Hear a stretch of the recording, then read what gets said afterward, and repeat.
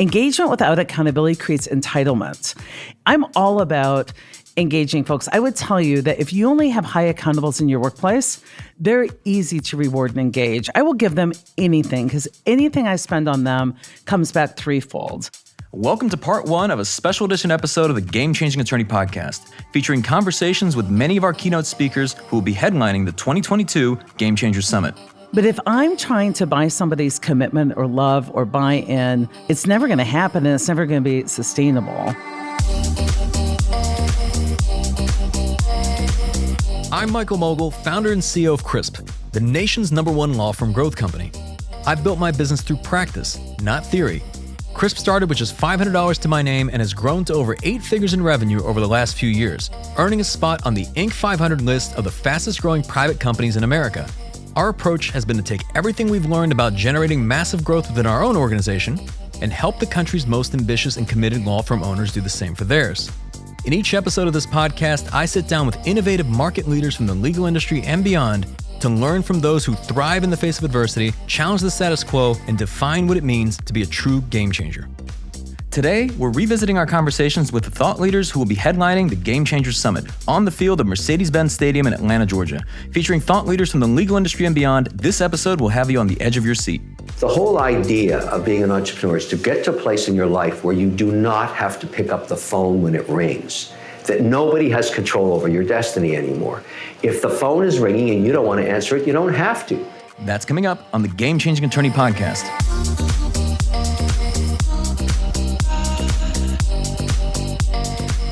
Before we begin today's episode, I want to remind you that we aren't beholden to any sponsors or run any ads on this podcast. This allows us to present all of our episodes raw and unfiltered.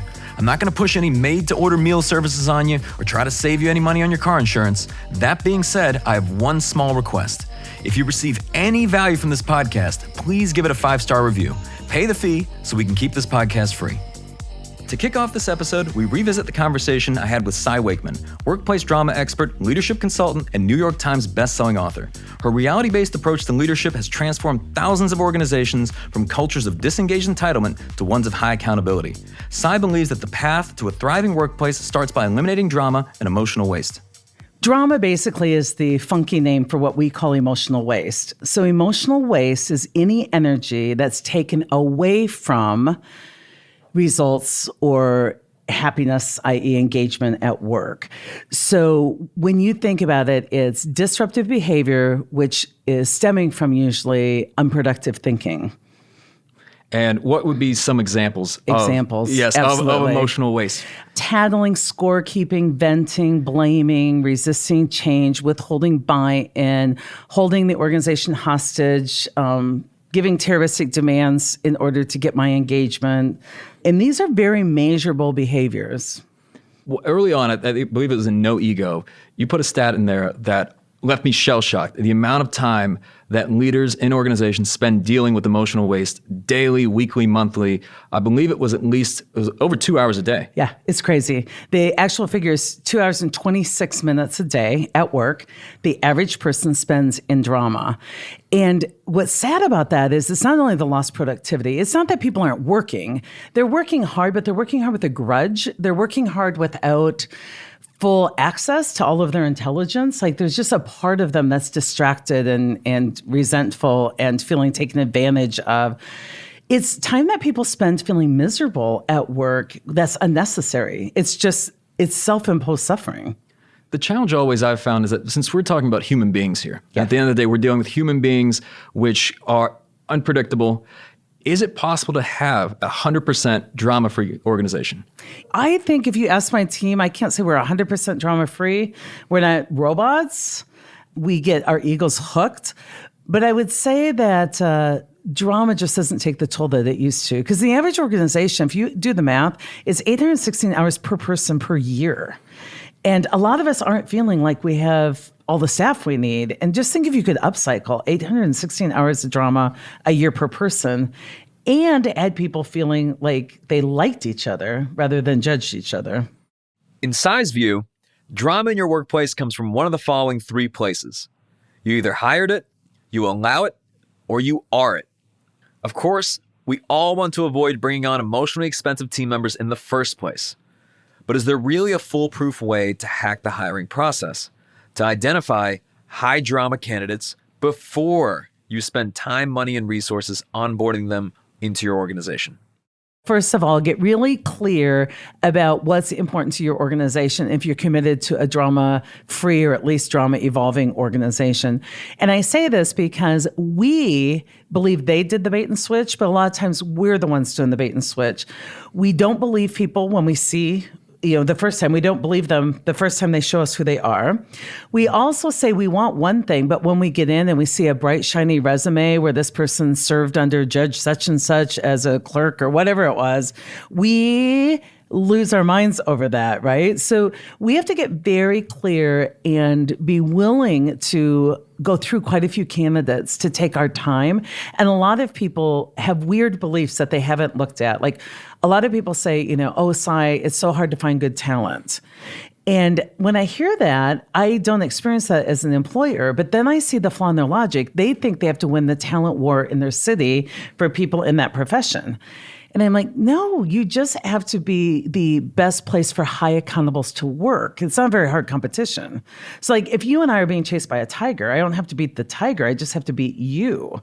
So I just have to have a clean workplace where high accountables love working. So I have to really clean up my own view and move my own ego out of it and really hold that confidence. I have to be willing to suffer some discomfort to hire the person I want.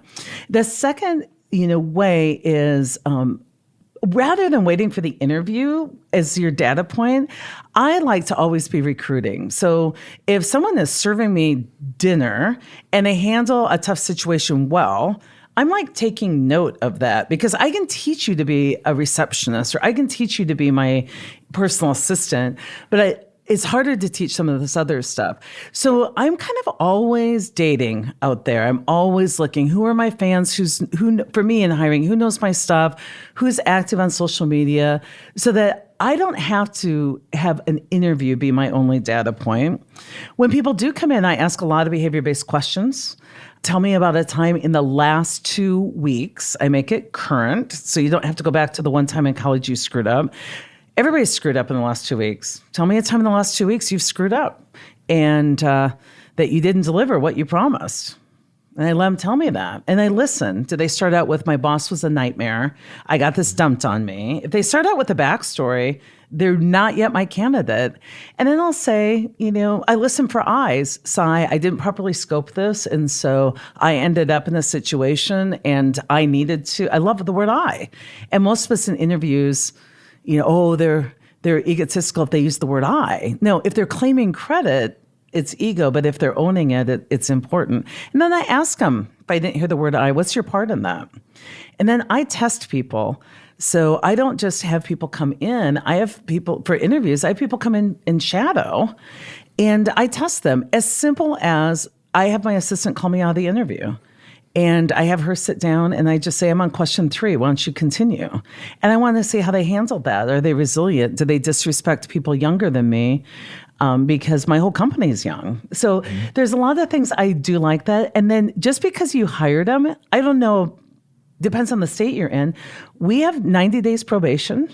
And if you can't live up to your interview, we'll either extend it, but probably at my company, we'll just say, we're going to be testing you and you're going to be testing us in 90 days. And that's tricky. A lot of people say, well, nobody's going to risk coming to you if they know they could lose their job in 90 days. Oh yeah, high accountables will, because high accountables have nothing to fear. Next up, we're revisiting a first for the Game Changing Attorney podcast, where I, the host, became the guest. Crisp's head of coaching strategy and my wife, Jessica Mogill, put me in the hot seat and asked me several hard-hitting questions to reveal why I'm a constant work in progress. I think it was at one of the GCS 2, and I looked at you and I said, is this fun for you? What was your answer? Yeah. So at the summits, at that point, yeah, I love it. But I will say that I have a recurring nightmare, at least every other night, on the way to these conferences for probably like the 3, 4, 5, 6 months in advance. And it is that no one has showed up. The room is empty. And then when they tell me, hey, Mike, you got to go on stage. And I forgot to prepare. I'm like, what? I'm sure. I feel nervous with you saying this. So I'm sure some people listening have had this nightmare where it's like you're back in school or something and you forgot that there was a class that you had that you never attended or something, and now it's coming time for like your grades. But I do feel that constantly, and it's. Yeah, what is Andy Grove, CEO of Intel? He once said he's got a great book by the title, like Only the Paranoid Survive. I constantly feel that. And people will be like, hey, what's wrong with you? Why can't you relax and all this stuff? I think if it paralyzes you, if it puts you in a position where you're not able to actually do things, then it's probably not healthy. But if it creates this sense of positive urgency, where it creates this dynamic where you want to do a really great job. Like when we go into these conferences, I understand that people have expectations. They want to make sure they get a lot of value from this, everything from the content to their experience. I have a tremendous amount of respect for anybody who gets on an airplane, books a hotel room, and decides to spend 2 days with us in Atlanta. So I want to make sure that that's well worth their time. And as we prepare for these things, all the little details, I really, really, really feel like a sense of responsibility to execute well on that. So that's where that anxiety for me comes from. And as those expectations continue to grow year over year over year, I think it becomes much more challenging. But at the same time, like we were saying at this most recent conference this past November, the pressure is a privilege to have this opportunity to create this type of experience, to do the type of work that we do. Yes, it comes with stress, and yes, it comes with problem solving, but not everyone gets to experience that and be able to like be in a position where you have this platform to be able to help and impact people. And going back to even having problems and problem solving all the time, how do you make decisions?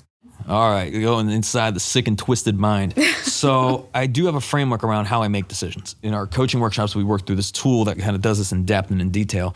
So I start by kind of assessing, do I have enough information? And to me, that usually means I usually have about like 70% of the information, because sometimes the time that it takes to get the other 20%, like that delay, that really slows decision making. Sometimes you lose opportunities that way. Also, it doesn't really give you any more clarity oftentimes. So if you can usually get about 70-80% of the information you need around something, you're good. I also assess around how am I feeling. Like if I didn't sleep well the night before, and I've got a big decision to make that can impact a lot of people, I will postpone that meeting and say, hey, let me get a good night's rest, and then I can be, in a better headspace the following day. I also consider like the second and third order consequences of a decision. It's not just like, let me make this decision and it's like yes, no, or whatever it is, green light, red light. I look at it and say, okay, well, what happens after that? Let's expand out that decision. Okay, here are all the people that it impacts. Here's kind of the upside of making the right decision. Here's the downside of making the wrong decision. And also in the standpoint of like, after this decision is made, what could be the implications of that, like going forward? And sometimes around the decision, I think, okay, well, if we were to blow that decision up from the standpoint of like scaling it, and then I think, okay, well, let's scale that to 1,000 clients. Does it still work? Does it still hold up? Does it still make sense? Does it also make sense based on where we believe things are going in terms of the future and like what the needs are of our clients and where we see the industry going? Will it make sense 3 years from now? Will it make sense 5 years from now? And if it's the type of decision that only makes sense right now or only makes sense this year, I'll generally say no, that doesn't make sense to me. But after doing this, I think all of us and people listening you make so many decisions throughout a day. I think, the numbers like in the hundreds, if not in the thousands, but there's very, very few key decisions that you'll make throughout a year that are transformative. What Jeff Bezos calls them like one-way door versus two-way door. Two-way door, you can go back and kind of like change it. But like one-way door, like really give these decisions some thought, but not too much thought, because here's the thing. It is important. I'm not wearing it today, but the shirt, like indecisiveness is weakness. Decision making, to me, I view it, speed is really, really important, because it's less about trying to be perfect. I think people who try to be perfect are like the ultimate procrastinators. I think they use this as a shield. They're saying, oh, it's not perfect yet, so I'm going to hide behind my work, and because it's not ready, it's not ready. I think the exact opposite. If you can make decisions with speed, you can be wrong a lot and then eventually right.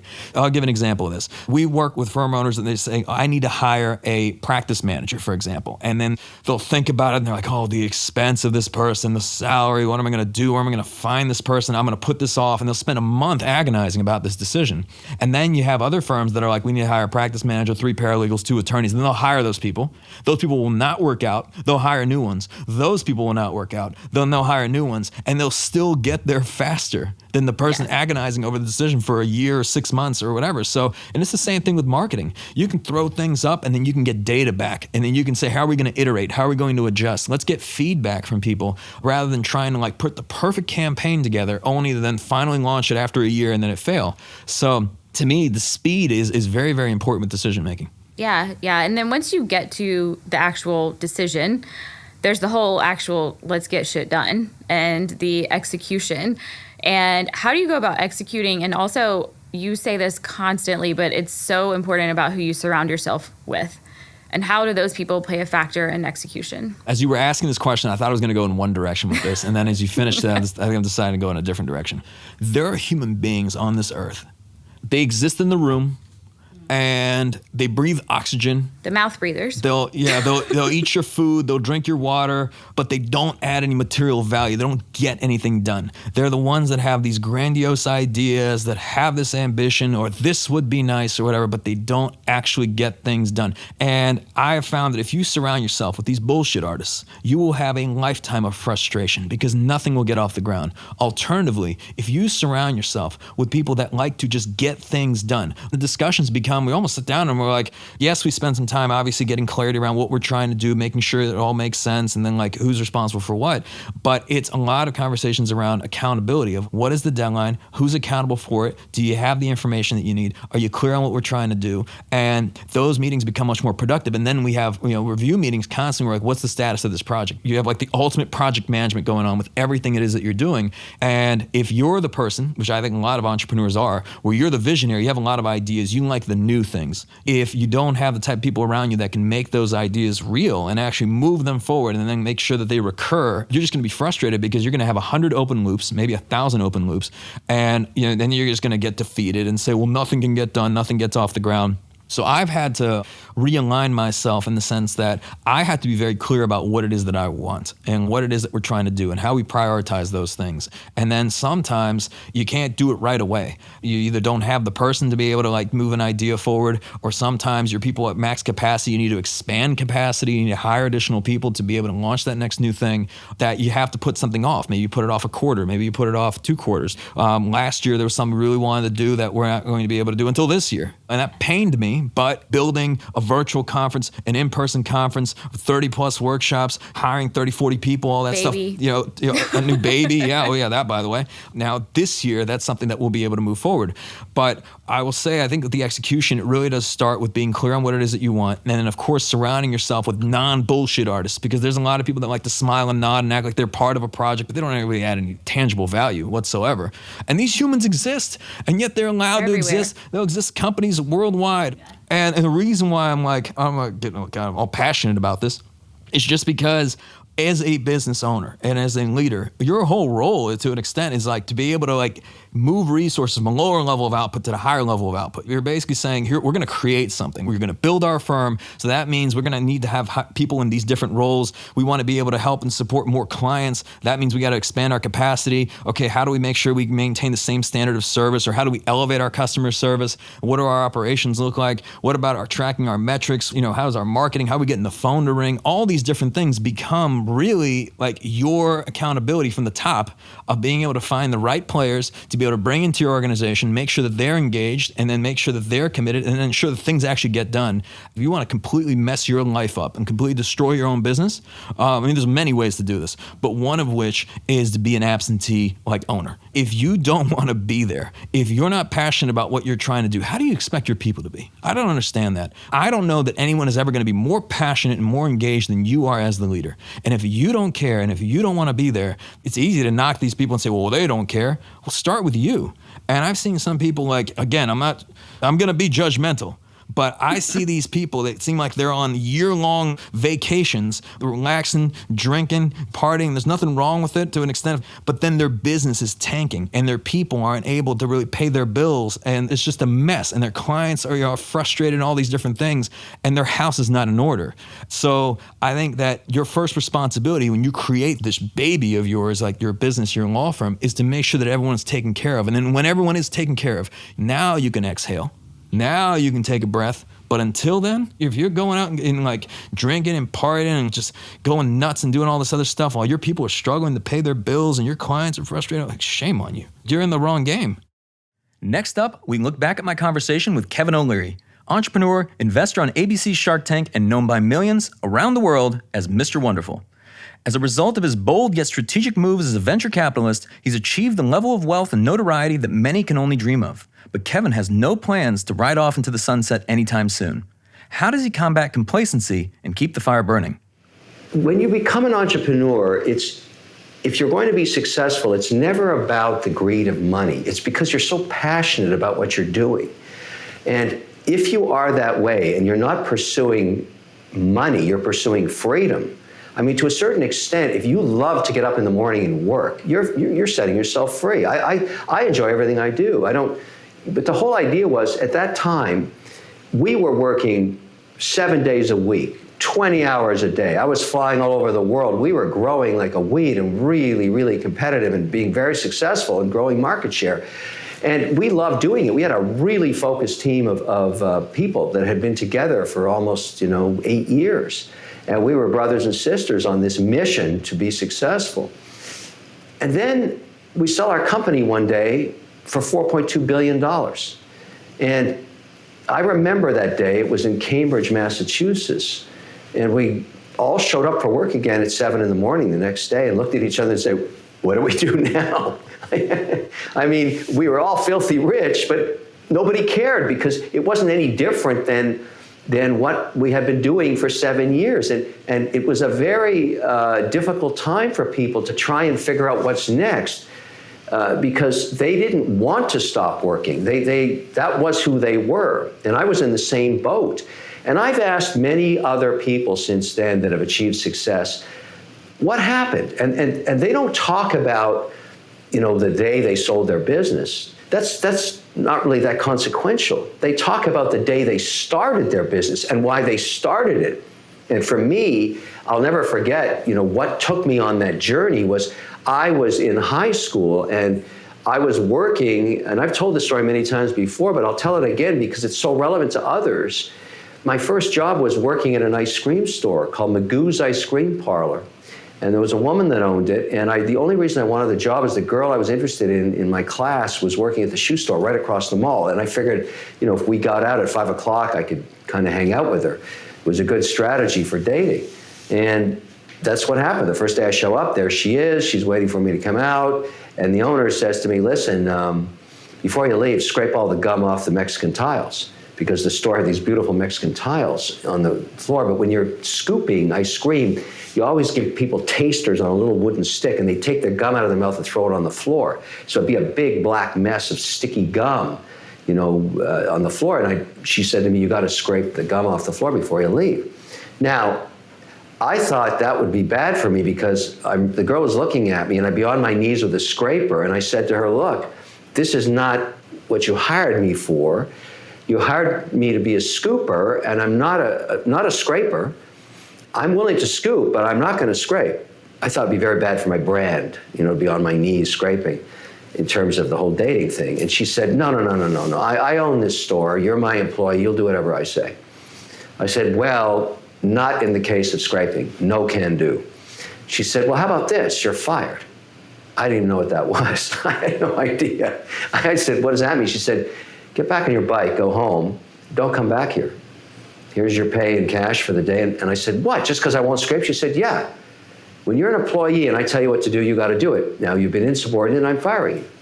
I was so humiliated that I knew that moment, that second, for the rest of my life, I would never work for anybody. I didn't care how I was going to swing that. I just would never do it. It was so against my whole DNA to be treated that way. And I learned that moment that in the world, there's two types of people. The people that scrape the stuff off the floor and the people that own the store. For me, I wanted to be the store owner. That's sort of what set me on my journey. And I never worked for anybody again. But years later, having told that story, we took cameras back there from one of the networks I was working on to find her, to thank her, because she was the reason that at that time, I could afford to bulldoze the mall if I wanted. And the only reason I had achieved success was she pushed me in that direction with that unique situation. And that's what I talk to entrepreneurs about. There's that moment. And just a couple of years ago, just to end this story, I get a FedEx envelope. Inside of it is a brick. It's got a blue paint on it. It was a piece of the mall. They bulldozed it to turn it into condos, and someone else had heard the story and found me and sent me a piece of it. I thought that was full circle. So there's a degree of irony to it, isn't it? I mean, many entrepreneurs aren't very employable individuals, and it's like you will trade that in and instead say, I'm going to go work 20 hours a day for years, right? Because this is what I won't do, but yet when I own the business, I'll do whatever it takes. Exactly. I mean, the whole point is entrepreneurship is not a destination, it's a journey. It's not for everyone. It's not easy. It's hard. But the whole idea is personal freedom. Today, each day, and I tell my students when I teach this, I say, look, the whole idea of being an entrepreneur is to get to a place in your life where you do not have to pick up the phone when it rings, that nobody has control over your destiny anymore. If the phone is ringing and you don't want to answer it, you don't have to. And today I block my day in 30-minute segments. I work with this wonderful woman named Nancy Chung and a whole team of other people. But I look at the week each, Monday morning, and I say, okay, what do we got, Nancy? Let's show me this week. What do we got? Because she's booking all this stuff. And if I see something I don't like, I just say I'm not doing it. That's where you want to get. That's where you want to get. That's not about money. That's about personal freedom. I want to spend my time doing things that are meaningful to me, and that's the journey of an entrepreneur. Throughout all your experience, I'm curious, obviously our listeners are primarily business owners. What are the main things you look at when deciding whether to invest in a business? Well, certainly these days, because I've been taught through the dynamics of this pandemic, which everybody's been through, I like to invest in entrepreneurs that have the ability to pivot, that are able to take a horrendously difficult situation and somehow fix it. I don't care how they fix it. Obviously, I want them to do it in a legal way, and that's the nature of business. You have to play by the rules, and they do. But I want people that can pivot, and that's the most important thing for me, because I don't care what your business plan is, it's not going to work out that way. It never does. It never does. You got to be flexible. And so that's number one for me. I like to invest in entrepreneurs that are disruptive, that are doing things differently. Now, if you tell me you have another hot sauce, I have no interest in investing in you. I don't want to invest in another hot sauce. The hot sauce industry is completely fragmented into zillions of hot sauces. Who cares? We don't need another hot sauce. I don't care what your granny's recipe was. I don't want another hot sauce. Or a soup. Or another soda pop. That kind of stuff is not interesting to me. But when I see a great idea, like a bass pause, here it is again, well, I didn't think it was a great idea at the time, but I thought it was great TV. But wow. 100 million, that's pretty good. So what has been, throughout Shark Tank, I'm curious, what's been your best investment? The best investment was a deal called Plated, which sold for $340 million, also my deal. I've had some extraordinary outcomes on Shark Tank, so people should understand the real secret sauce of it is that because it goes into syndication and it's on all around the world, hundreds of millions of people see the show as it just keeps playing. And that reduces customer acquisition costs dramatically for the goods and services that are seen on the show. So the reason, something like Bass Paws or Blue Land, or I'm just looking for some of the other deals, like Wicked Good Cupcakes, for example, which just got acquired also by Hickory Farms. Love Pop, greeting cards. All of these things are seen on the show and people buy them. And so you don't have to pay to acquire the customer. They're acquired by television. It's the most powerful commercial in the world. That's how it works. That's why it works. And that's why we can create millionaires year in, year out. So is there ever a situation where you have an entrepreneur come on there and let's say it's not a massive business, but you can take a relatively large stake in the business for a fairly small amount, maybe 100,000 or a couple 100,000. And because this is going to get millions of viewers, if nothing else, you either make your money back just immediately just from the episode airing, even, regardless of what happens moving forward from the company. Does that ever influence your decision-making when you're deciding to invest? Well, it does, and often that happens, not just for me, for all the sharks. The product is immensely popular because it's interesting and it's demonstrated on the tank. You get 8 minutes of primetime television. People buy it right then and there, and most companies are smart. They do a Shark Tank night deal, a special bundle or something. They know they're going to air, so they say, look, when the commercial hits, just go to this site, 2 for 1. And they sell millions of dollars. I've had deals where I made my money back in a couple of weeks because the product was so popular. That was the case with Wicked Good Cupcakes. First royalty deal on Shark Tank history. Everybody thought I was nuts. I got 50 cents a jar, actually, until it was supposed to take 3 years to get my money back. I got it back in 90 days. One of the most successful deals in Shark Tank history. So I've been meaning to tell you about that. That you made your money back. That was us. That was my family. So we had, after that episode aired, we've been probably buying it every month or so. And just most recently, even for Mother's Day, I was getting it for my wife. So I love that product. What about on the other side? I'm curious, like in terms of like bad investments from Shark Tank, what's been, if you're able to disclose either what have been some of the worst investments, or if you don't want to name particular companies, maybe some of the lessons learned from those investments? Yeah, there's great ideas. I think the best lesson is great ideas are a dime a dozen. Executional skills are really hard to find. The ability to pair executional skills with a great idea is what you're looking for, because then you're going to have somebody that can drive the business forward, and that's the key. And so where I've lost money on Shark Tank is discovering later on that the entrepreneur I backed was a terrible jockey and couldn't run a business, if they tried. They just had no executional skills, and ultimately, of course, they're going to fail. And that happens. All venture investment is risky. You're going to get some winners, you're going to get some losers. But the whole idea is the returns are so geometrically higher than traditional investing, like 8% or 9% in the stock market. You get 1,000x or 100x or 200x on a deal in Shark Tank. Like a base pause or like a plated that started in some guy's garage, and then 3 years later sells for $340 million. Those are the kind of returns that pay for all your mistakes. And that's why you do it. You can't know with certainty what's going to work and what isn't. You simply can't know. And so you got to do a bunch of deals and then sit back and let it happen. To continue our Summit Spectacular podcast lineup, we'll look back on my conversation earlier this year with Eric Chaffin, co-founder and managing partner of Chaffin Luhana, one of the nation's most respected plaintiffs-only law firms in the nation. But before building a world-class team and achieving over $1 billion in verdicts and settlements, how did Eric come to the decision to start his own law firm?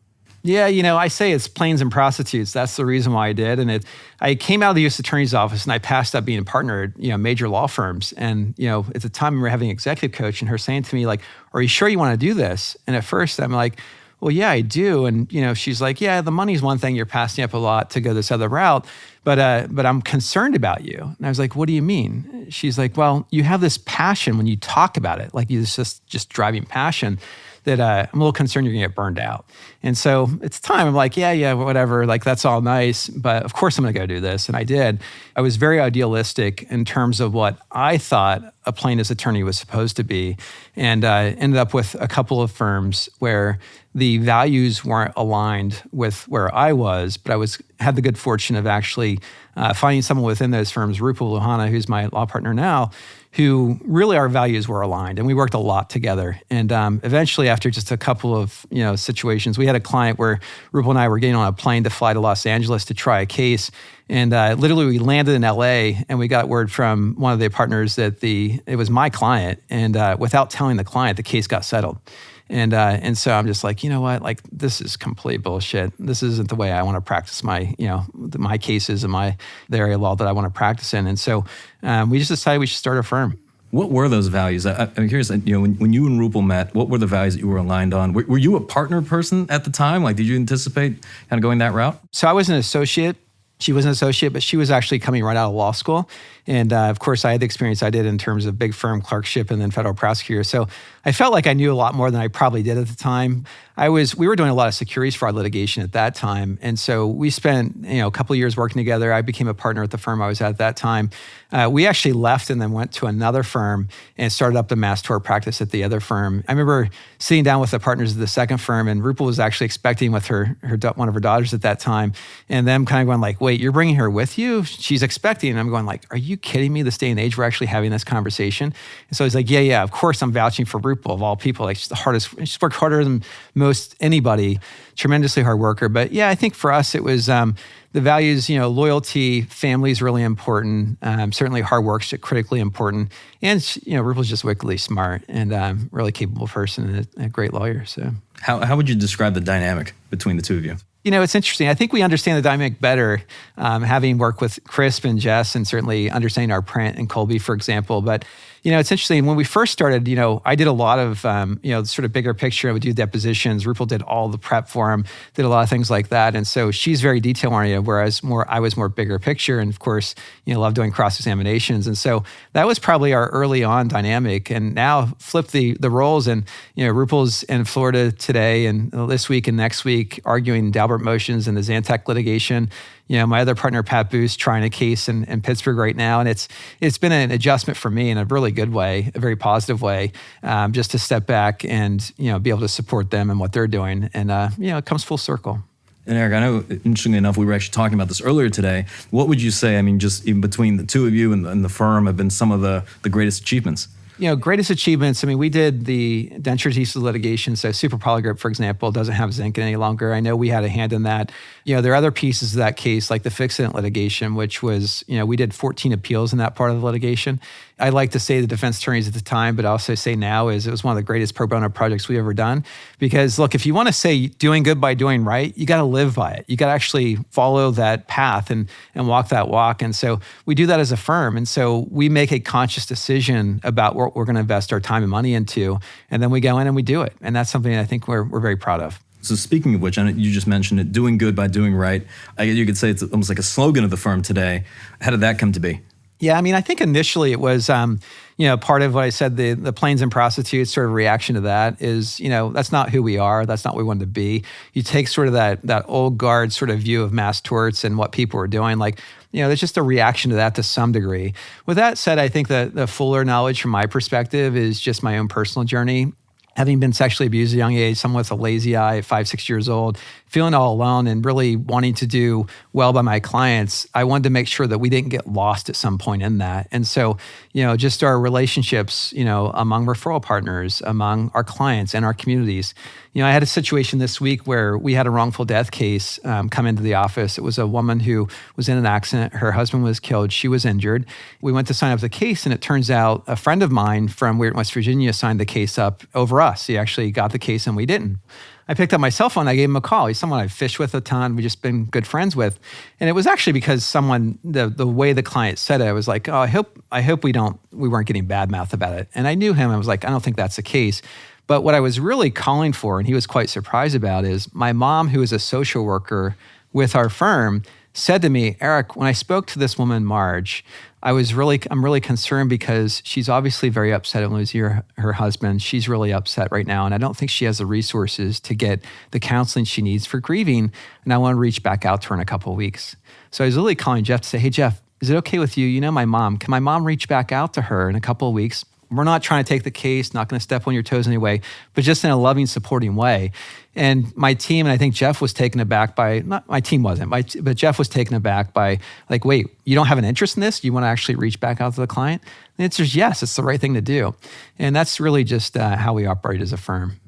I want to segue to talking about the client experience, because I know this is something that you all focus on quite heavily, particularly even in the first 100 days, if you could speak to that. Yeah, so we met Joey Coleman through CRISP, obviously. And, for us, we started as a national mass tort firm, and then we had the Pittsburgh office, which we opened in 2013. And so we had this high-scaled business, large volume business. Then we went back to like individual cases where we could actually sit down with the clients pre-COVID, obviously, not as much even now, but sit down with the clients individually. And so we looked at it and said, okay, we want to build up in the Pittsburgh office the client journey, client experience, but we also want to extrapolate back out to mass torts. And so certainly those touch points and connections are really important. Our team really feels comfortable with using, a simple iPhone and other things to create videos for our clients. And not just like I see people now using them to chase clients, but it's even staying connected to the clients, using even John Rowland's ideas in terms of like giftology and doing things for clients, like taking all those pieces and kind of baking them together. We now have a client success manager, which is Stacy with our office. Her full-time dedicated position is making sure clients have the best experience. And it takes different skills, hats, and utility to do that on mass torts versus in the PI practice. I mean, we just got an automation award for Litify because how we automate in terms of responding to clients, and not because we want to make the clients feel like a number through an automation, but instead those touch points. So it's become important. So. And I know you mentioned even the client experience. Why is that important to you? Why emphasize that so much? We could spend hours on this, Michael, but for our clients, we're going to get them a monetary award at the end of the case. If we're able to say, okay, this is a case we want, we know where it's going to go, like that's going to happen. And within a margin, depending on who the lawyer is, it's going to handle that. So then we say, like, what value add can we offer them? And some of it's healing. My mom, who's a social worker, works for our firm as a counselor. And so, as I mentioned already, being able to work with them and help them obtain closure in their case is really important. If you're going to seek justice, you have to do justice in the process. And part of that, for us, that doing good by doing right, is to actually support the clients in healing. And that healing takes various forms. Some of it's just simply listening to the clients. One of the things I just talked to one of my coaching groups within our firm about recently was Imago relationship therapy, which is literally a marriage counseling sort of therapy, but it's this Imago dialogue, which is reflecting and mirroring and helping people heal as a result. There's other pieces to it, but those pieces that are important to our team. And so just helping them be better listeners with our clients, for example. And so all this to us is really part of this journey. And I think within margins, we can impact the end result, but we can impact them individually on a more significant level. Building the law firm of the future is no small feat, and our next guest, Bob Tharp, knows this well. As the founding partner of Meriwether and Tharp, one of the largest and most successful family law firms in the country, which has earned a spot on the Inc. 5000 list of the fastest growing private companies, Bob credits his success to balancing innovation with a commitment to continuous improvement. We focus on winning what I call the game of inches. Everyone talks about, go the extra mile. Internally, they'll tell you, Bob's all about going the extra inch, do a little bit better with everything we do. And the cumulative effect of a little bit better as you grow in size is a lot better, happens quicker. So, simple thing, you bill extra half an hour a week. All right. For one person, probably not going to swing the dial. But if you get, 40 plus attorneys doing it, it's going to make a difference. You get that plus all the paralegals, it's going to make a huge difference. And people don't understand the power of small little victories and just slight improvements that really influence the process. To me, it's the 1% game. It's not per se that, we're a better firm than other firms. There's a lot of great attorneys out there. I recognize that. But we really try to push that extra 1% every chance we can into everything we do, whether it's marketing, intakes, frankly, how we run a case, how we build our systems, all the way through the billing process. How would you describe the culture of the firm? We focus a little bit different than some firms. We've tried to emphasize the family side of the family law practice. We're a little bit more work-life balance than I think a lot of firms that try to compete at our level. We recognize that there is more to this than just practicing law, and that together we can achieve a lot of wonderful things. Education's the core. We really invest in our people. We invest in our clients. We believe that lifetime learning is critical to our process. You got to keep getting better. And you can learn from everything. Certainly you can read books and stuff like that, but I go to Disney all the time. And when I go to Disney, I learn something there almost every time, but that'll help me influence how to run my practice. Disney does it better than almost anyone out there. When you think about who you can model, you talked earlier about looking at other family law firms. Why would we stop there? Disney is known for its great, excellent customer service. So, let's start there. Let's go with who the best in the country are doing it and see what we can do that they do. One of the big lessons I got from Disney is how much they invest in their employees so their employees could take care of their folks. Nothing's perfect. I understand there's plenty of critiques people would have on it, but I think they do a pretty darn good job for as huge of a company as they are of helping the focus be where it needs to be, taking care of the clients, providing excellent customer service, lifetime memories. That's what it's all about. So I want to talk, because just from a leadership standpoint, just over the years, we're talking about kind of your evolution as a leader. How is it any different? Are you different in how you lead today versus how you started the firm, or how has this kind of evolved over time? It's definitely evolved. I don't even know that I would call myself a leader in the beginning. I just sort of did, I think what a lot of attorneys do. I just practiced law, did my thing. I'm not so sure I recognized how fast we were growing and how big we were getting for a long time. I just kept, I'm Bob, I'm doing what we're doing. And I just try to approach it with a simple golden rule type of approach. Treat others the way you want to be treated. I think, though, as you grow, you start to recognize you've got to actually take ownership of your position in the firm. And that includes setting the pace, setting the tone, showing what's acceptable, what's not, holding people accountable, for their results. Really demanding someone to be a little bit excellent, better than they were yesterday. Maybe it is a Nick Saban thing, but that extra little push to how much better can you get makes a difference. So, Bob, I want an honest answer here when I ask you this, because it's okay, right? So I can tell you right out of the gate, not everyone listening will agree or will like it. There's going to be some, I think, that will agree. This is something that, again, I like to ask leaders because I want to hear their perspective. But do you believe that as a leader, you got to be neurotic or obsessed to be successful? I think it helps. I kid behind the scenes that I've made a career out of my OCD. I am probably a little bit of obsessive on everything we do.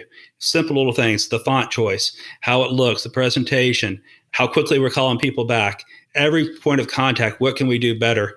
So I think you do have to be a little obsessive about trying to be perfect, or at least trying to get better at all the time. And I think it's too easy for people to sit back and not keep trying to get better.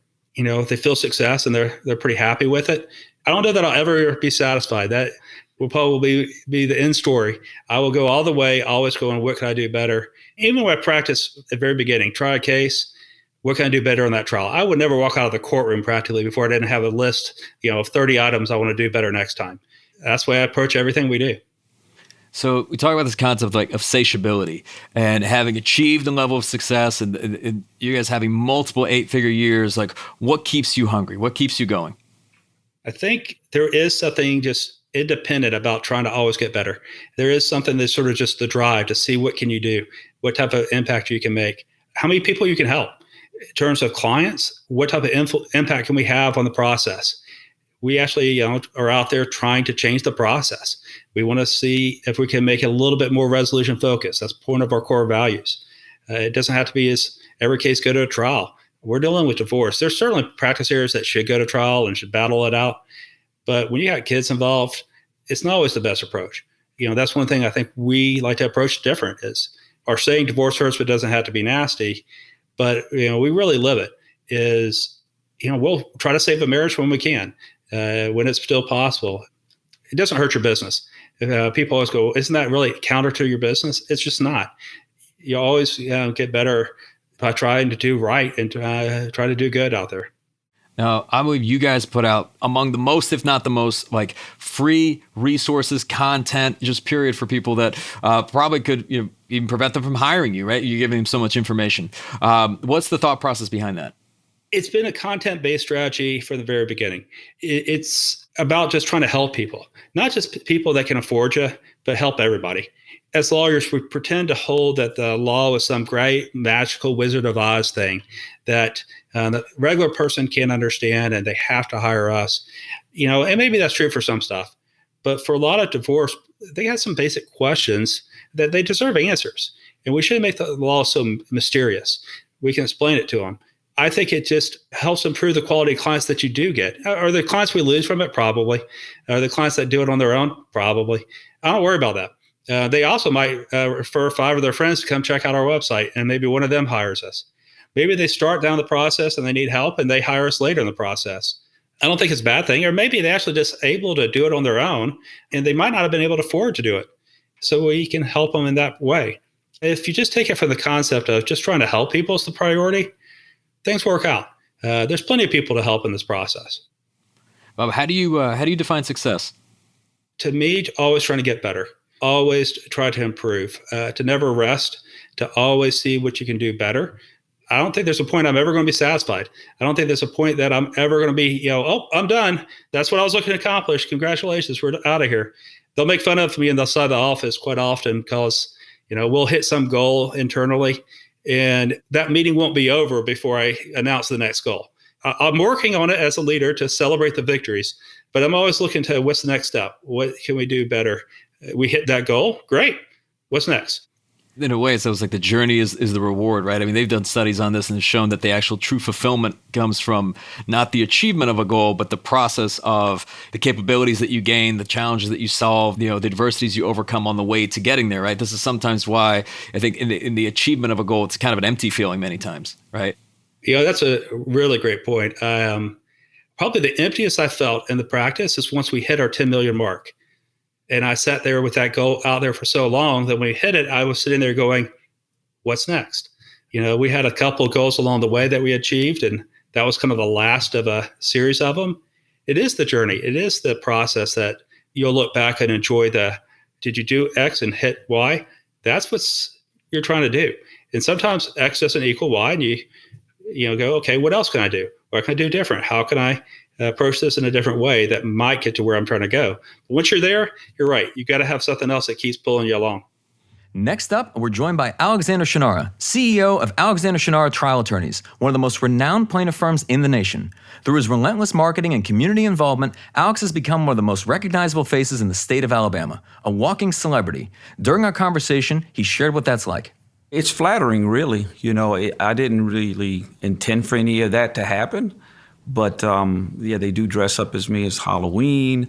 If I can't go to the mall anywhere, without hearing something like a "Call Me Alabama," or I just went to a football game, this past fall, and from where I parked to the stadium was only about a half a mile walk. I had to sound my posse that was with me was counting. I had to stop for like 43 photographs, and I pretty much missed the kickoff. But I think it's great because, it's my business, it's my brand. I'm actually the brand, which, didn't intend that either.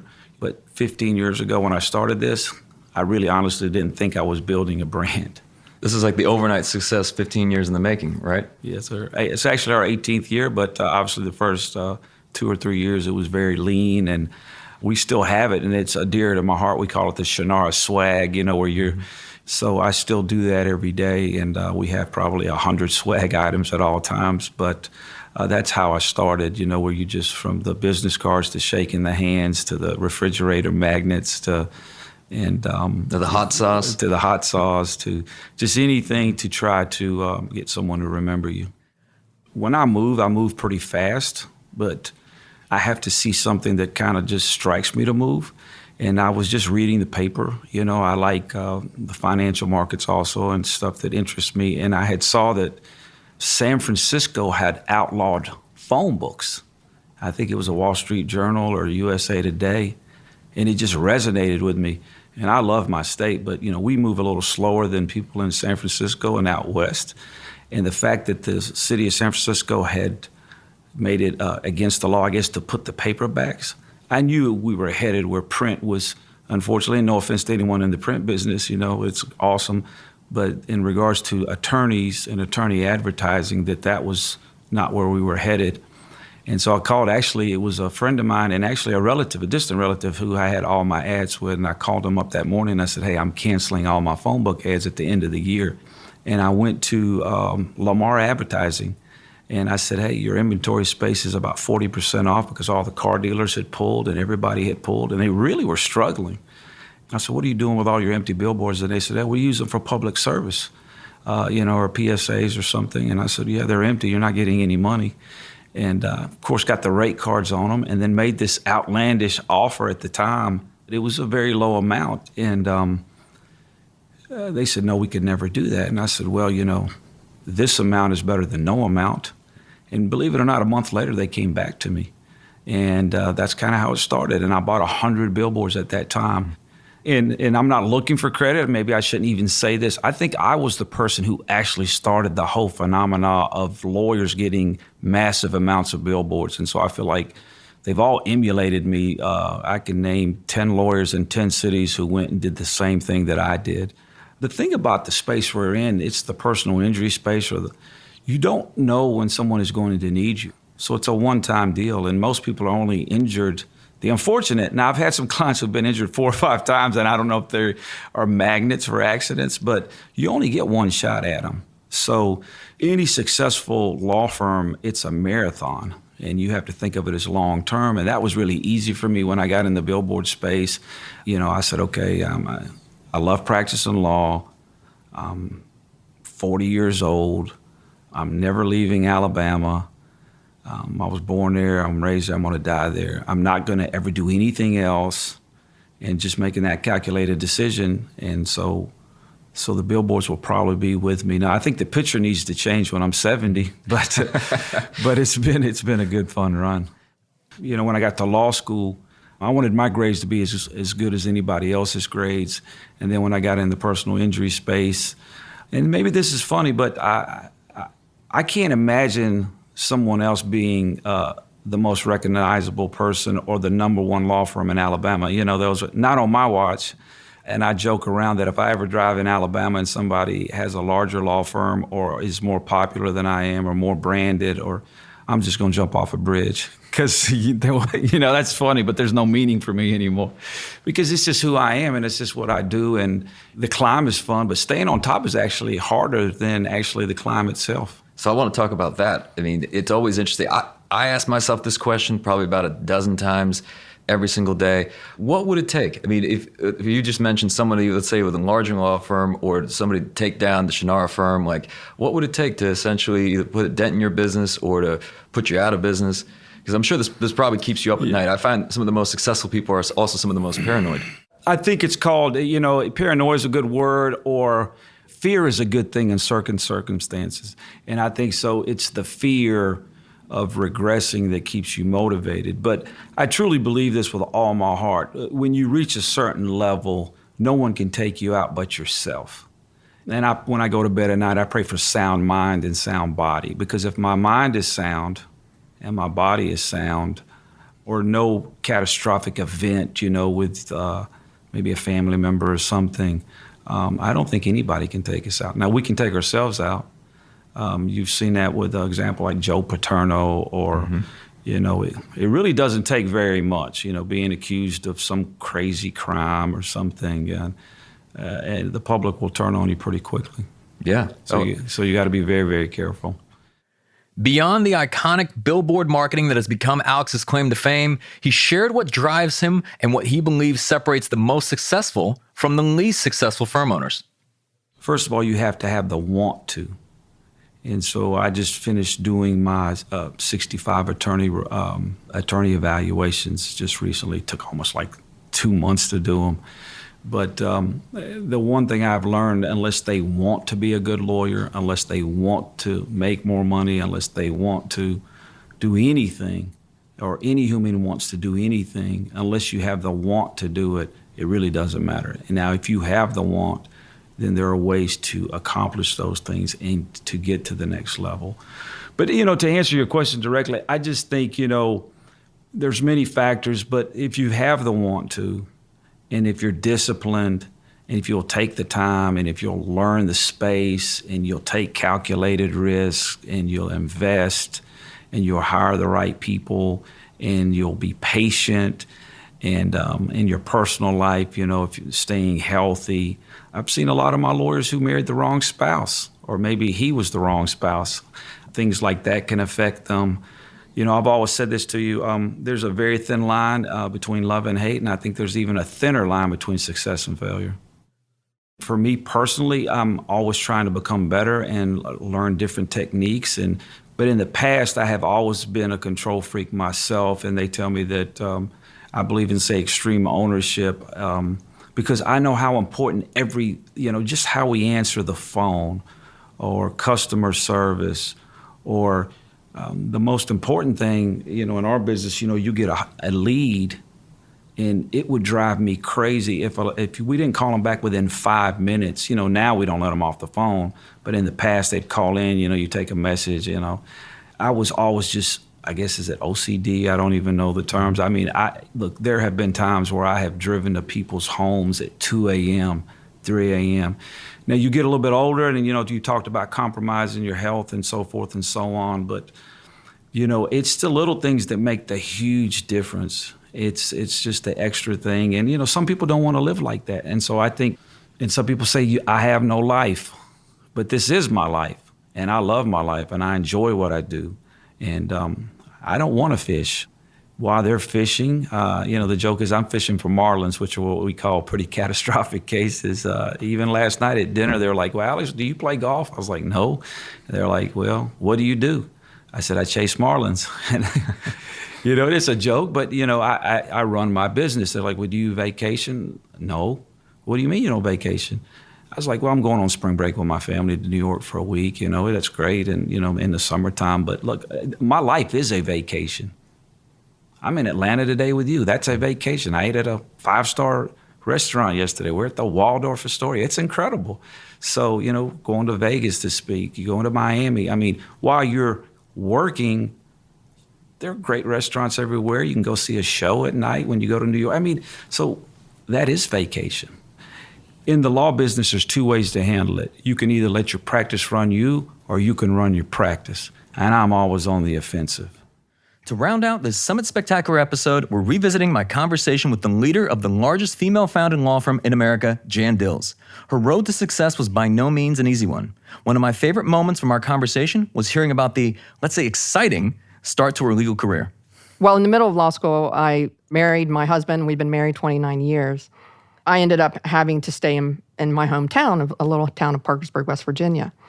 So at that point, corporate law wasn't part of the program. So I had to change gears. And I went to work for a local attorney, a brilliant criminal attorney, also had a PI practice. And then I was admitted to the bar in October. Shortly thereafter, he had to take a leave of absence. And it was supposed to be 3 months. Ended up being a year. And his deal was, here are my cases, hundreds of criminal cases. I'll pay your rent and you stay here and run the business as long as you keep my cases alive. And that's what I did. Wow. Okay. So then what was going through your head at the time? You're now officially a lawyer, and now here's all these different cases to take on. You're kind of, in a way, you're on your own. Right. I'm on my own. So no salary at that point. He said, sorry, I can't pay you. He had already been paid for his cases. I wasn't getting paid there. I got on the court-appointed list. I started taking divorces and real estate law, that kind of thing. And just, I was the only one there. I basically ended up hanging my shingle and didn't want to, but it was the best thing for me. And within days of being admitted to the bar, I was arguing a case in front of the state Supreme Court. So then, in having worked in all these different practice areas, what led you to gravitate towards Social Security disability? It really was a fluke. I was just sitting there and we're, trying to pay the bills. I was 3 months behind on my house payment because I thought I was going to have a decent salary. And one employee was left from his practice. Everybody else had left. And there was one employee, Alice, that stayed for free, by the way, because I couldn't pay her. And she said, we're getting all these calls for Social Security, because he at one time had a huge Social Security practice. She goes, you just start doing these cases. And I said, I don't know how to do those. And she's like, well, you're learning everything from scratch. What's the difference? And so she goes, I'll teach you. So we started taking them. And by the time a year was up, I had over 100 cases, because then it was word of mouth. Once I took one case and started working on it, it brought back memories for me. When I was about 12 years old, I went to the Social Security building with my aunt, who was sick, and she wasn't able to work anymore. And I remember going into the waiting room there and sitting there with her and watching her just not be treated very well. And I still get emotional about it. And that just kind of clicked with me when I started taking my first case and started going through it. I'm like, this is what she was doing. This is the process. Because they didn't teach Social Security law in law school. When I got out and started doing that, I knew that's what I wanted to do. First case. And then, when you went off on your own, I think this was in 94, realizing, I guess, Social Security, it had to be a volume practice. And I guess, how did that influence how you would run the practice? I hadn't been around anybody who had done it. I had a lot of people, other attorneys asking me, what are you going to do? And I said, I was doing everything to pay the bills. And so, Social Security, there's such a lag. At that time, there was 4 years from the time you take a case to the time you go to a hearing. It was a 4-year waiting process at that point. It's now 2, but then the attorneys would be like, how are you going to make money at that? Because, the fee was capped at that point, and it still is, but it was much smaller. And I just knew from my business background that it had to be a volume practice. And you had to do things real efficiently. It's not like a PI practice where their profit margins are so much better, but it was definitely a practice that you had to be efficient and you had to do a volume.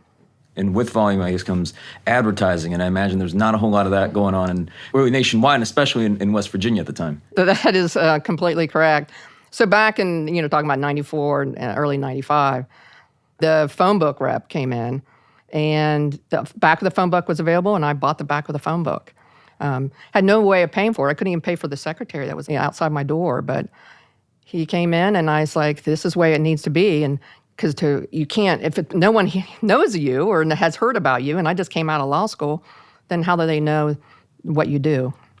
And then I guess shortly after the phone book, I guess the other advertising starts to pick up. I imagine you start to gain some traction and start to see some success there. Did that kind of lead you to start to invest more and more in advertising? It did. I started with the phone book. Of course, I came from a car dealership. So my dad was big on advertising, and so I was familiar with the traditional advertisers, the TV, radio, and newspaper. So when I started after the phone book, and then I moved in 97, I cut my first commercial. That's when I really realized the power of it. And I guess a prevalent theme across your life is really not taking no for an answer. Today, I know you have that also like trademarked, and there's the jingle, and I'd love to hear about the origin of the jingle, because I think that played a very important role in the growth of the firm. Jan Dils, attorney at law, she won't take no for an answer. You tried to collect, but you were denied. The jingle that I have is not the original jingle. It's like the 5th jingle, by the way. I went through 4 jingles, and I just didn't like it. And it just wasn't me, and it was just hokey. And not this isn't hokey, but so this person that formulated this jingle sat down and talked to me and said, well, tell me about your life. And I just went around, and we had a long conversation about how I got here, the perseverance coming through. With my dad's a wonderful human being, but he motivated me without knowing he motivated me. So just applying to law school, saying, yeah, you'll never get in, and going back before that, many times where he would just say, you can't do that. And then that would just motivate me more.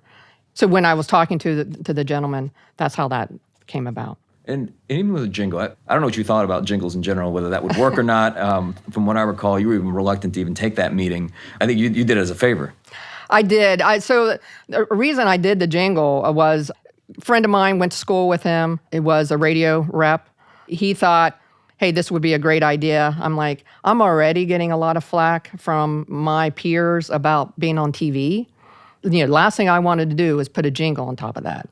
But good family friend, I said, I'll take the call. And once I did that, I started seeing the value, and I had to put away the fear of being different and putting myself out there. And once we created it, I knew it was the right jingle. What do you think about it made it so successful? I don't know, but I wish I did know what was the secret sauce to that jingle. But I have generations come to me singing that jingle. It's just, you hear it once, and it doesn't leave you. It's such a common saying, won't take no for an answer. It's just such a common saying. And then singing in that long, drawn-out tone, I think is part of it, and it's just easy to remember. Jan Dils, attorney at law, she won't take no for an answer.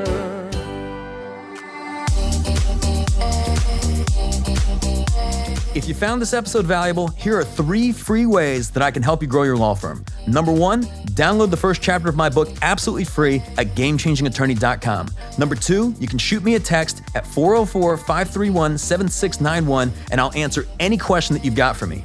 And finally, number 3, if you can leave this podcast a 5-star review, it'll help us gain access to more influential thought leaders and bring their lessons learned here to you. For more information on this episode, see the show notes in your podcast app or visit GameChangingAttorney.com.